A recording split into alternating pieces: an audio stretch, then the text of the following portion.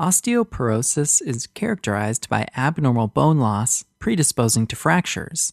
This increased bone fragility is most commonly associated with advanced age or menopause, when you lose the protective effect of estrogen on bone. But osteoporosis may also occur with hyperparathyroidism, malabsorption, smoking, with the use of certain drugs like heparin, glucocorticoids. You know what? We can't learn this just sitting here. We need to go on a field trip. Okay, calm down. I know you're excited. Look, we all are, okay? I mean, who wasn't obsessed with dinosaurs growing up, right? I mean, whether it was that lovable cast from Land Before Time, or that uncomfortably topical and controversial Jim Henson animatronic dinosaurs show.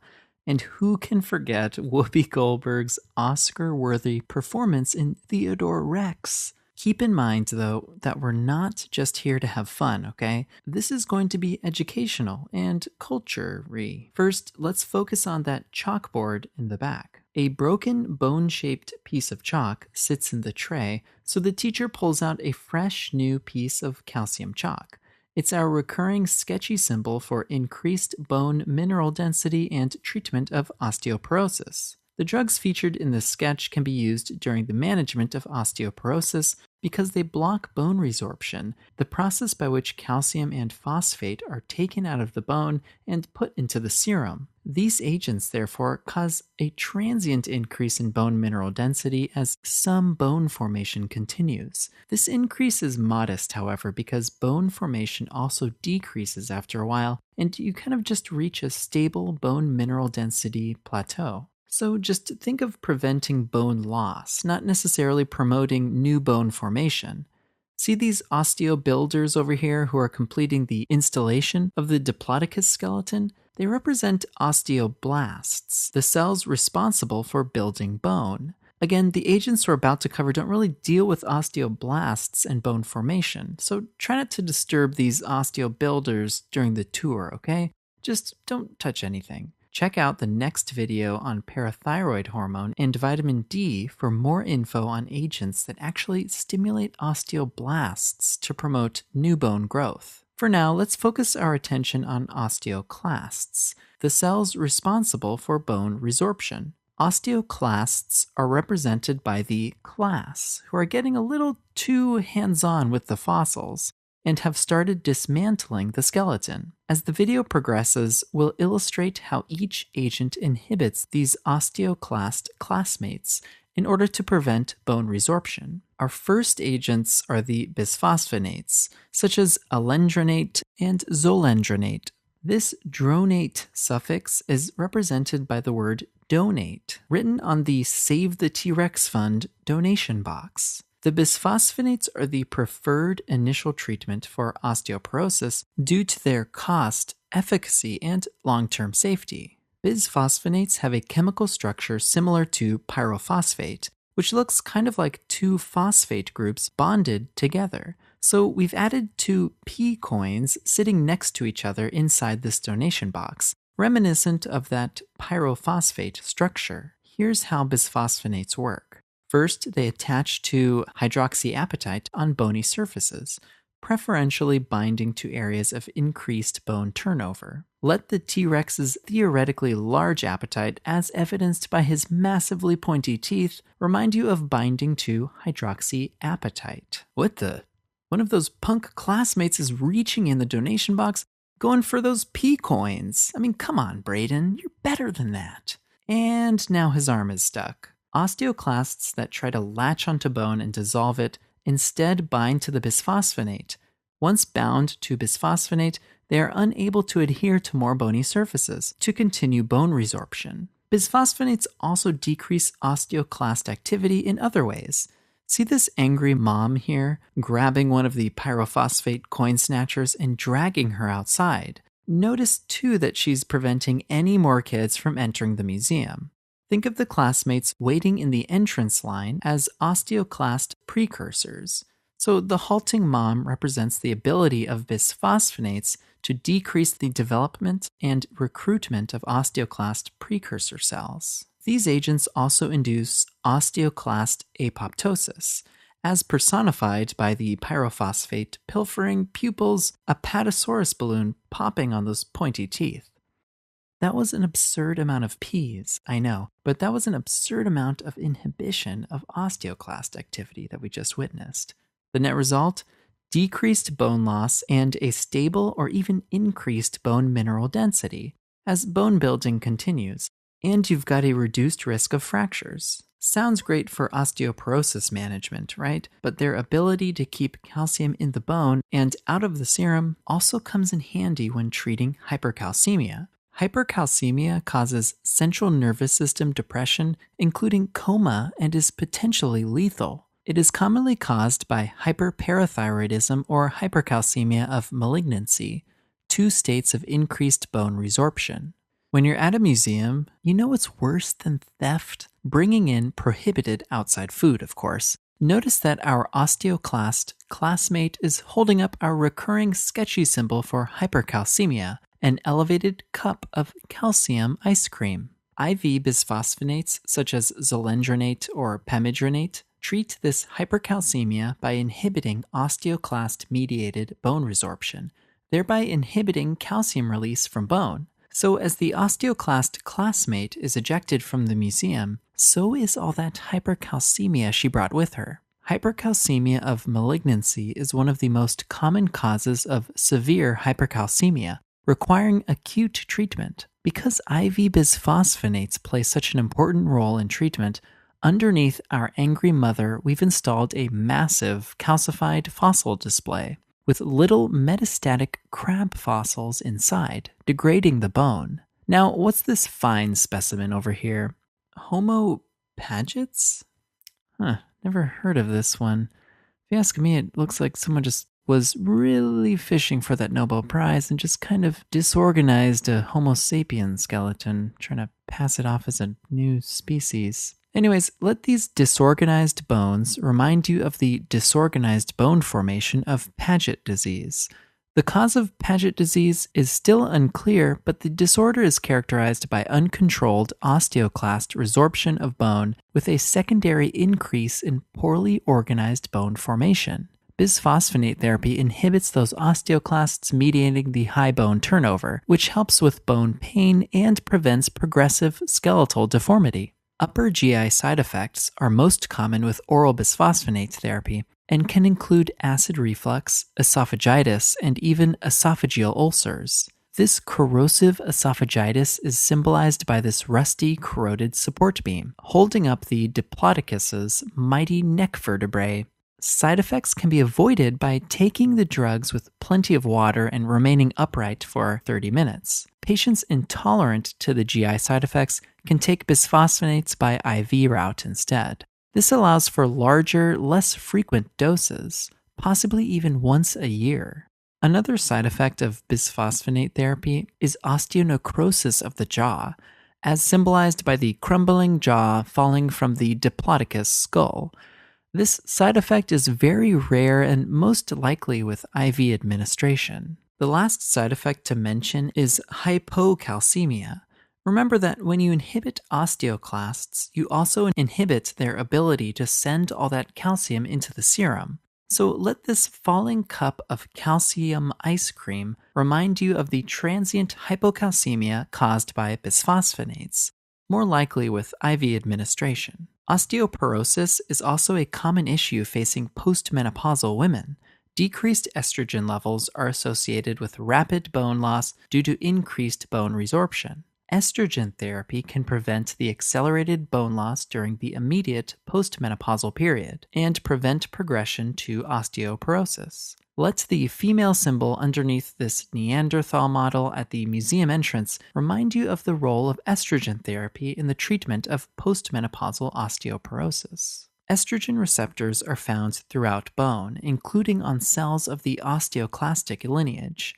One of the mechanisms by which estrogens inhibit bone resorption is by inhibiting osteoclast differentiation.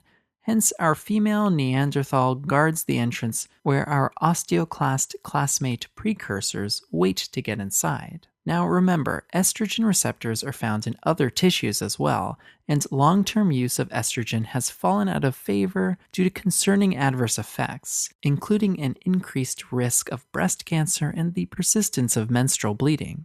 That's where selective estrogen receptor modulators, or SERMs, come into play. SERMs bind to estrogen receptors and exhibit tissue-specific behavior that can either imitate or antagonize the effects of natural estrogen, depending on where the receptor is. The SERM Raloxifene is symbolized by the relax sign being held up to those osteoclast precursors. Raloxifene has estrogen agonist activity on bone, the cardiovascular system, and blood lipoproteins. Net bone resorption is decreased, thereby slowing postmenopausal osteoporosis. In the breast and uterus, it behaves as an antagonist and reduces the incidence of estrogen receptor-positive breast cancer. These drugs are a second-line option in patients who cannot take bisphosphonates. Ooh, is it the famed archaeologist responsible for the discovery? Yep, years of breaking down and building up bone got him here. Let his PTHD in paleontology symbolize PTH, or parathyroid hormone, one of the main hormone regulators of calcium and phosphate homeostasis. Check out the next video on parathyroid hormone and vitamin D for more info about its various effects. For now, we'll focus on its ability to stimulate osteoclasts and bone resorption. PTH stimulates osteoclasts indirectly by stimulating osteoblasts to express receptor activator of nuclear factor kappa B ligand, hilariously abbreviated as RANKL. RANKL then binds to RANK on the osteoclast surface to increase its activity. RANKL is represented by this crank drill that the PTHD paleontologist is convincing the osteobuilder, osteoblast that is, to hand over to the little classmate, the osteoclast. Come on, just let them have a little fun. Let this osteoclast classmate going crazy with the crank drill and releasing that calcium from the fossil represent an osteoclast activated by RANKL.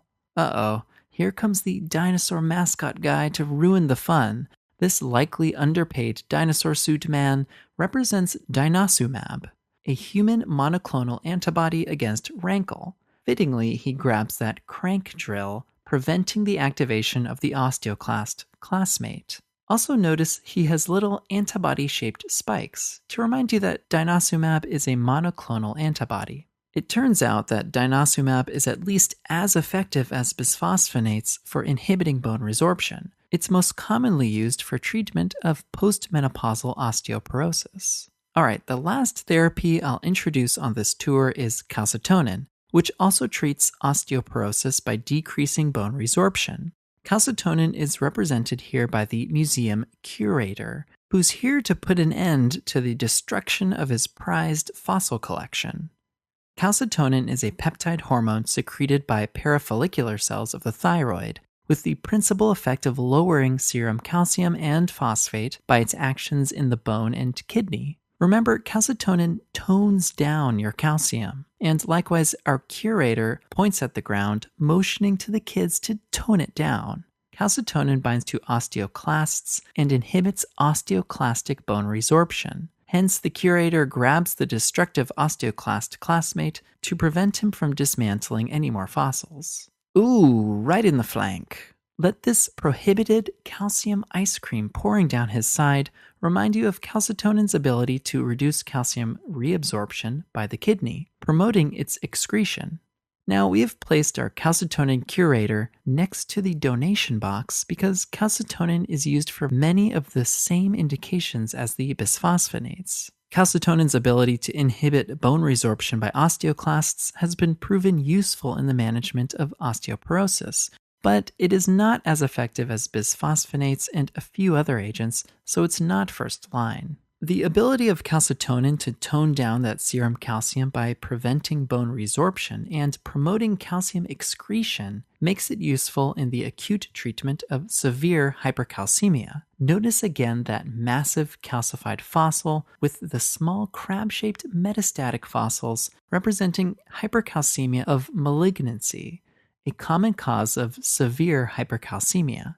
Calcitonin may be used as an adjunctive treatment with bisphosphonates. It can help tone down the calcium acutely, while the bisphosphonates exert their long-term effects. And lastly, let's take another look at that sorry, disorganized excuse for a new species. Calcitonin's ability to directly inhibit osteoclasts is useful in the treatment of Paget disease. With bisphosphonates, calcitonin controls the osteoclast-mediated high bone turnover, helping with bone pain and preventing skeletal deformity in these patients.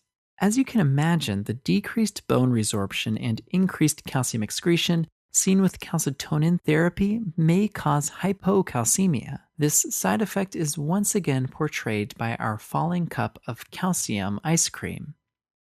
What a party pooper. Alright, it's about closing time at the museum, so let's sum up this sketch. The therapies found here in the Natural History Museum can be used in the management of osteoporosis, specifically because of their ability to prevent bone resorption by those destructive osteoclast classmates. Bisphosphonates are the preferred initial treatment of osteoporosis. Their chemical structure is very similar to pyrophosphate, and when they attach to hydroxyapatite in bone, osteoclasts looking for bone to resorb bind to bisphosphonates instead, inhibiting their activity, much like the classmate stuck in the donation box, unable to cause more destruction. Bisphosphonates also induce osteoclast apoptosis, like a popping balloon, and inhibit differentiation of osteoclast precursors, like inhibiting those destructive classmates from entering the museum. Bisphosphonates also can be used to prevent overactive osteoclasts of Paget disease, that disorganized bone display. They can also be used in acute treatment of hypercalcemia, which is often due to hypercalcemia of malignancy. Estrogen is also an important factor preventing excess bone resorption by osteoclasts, but when menopause rolls around, all bets are off.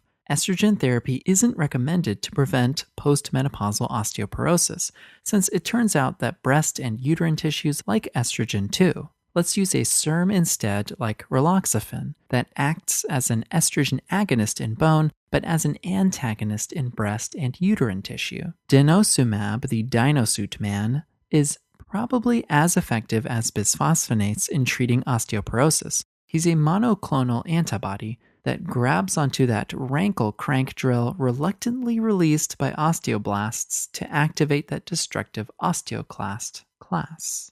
Then there's calcitonin, a little late as usual to tone down the fun. Calcitonin directly inhibits osteoclast function as well as promotes calcium excretion at the kidney. Although not as effective as the other therapies in the treatment of osteoporosis, calcitonin is useful in preventing that high rate of bone turnover in Paget disease. It's also useful for acutely toning down the calcium in cases of severe hypercalcemia. So I told you it'd be fun, right? And educational. If there's one thing I learned, it's that Denver really was the last dinosaur.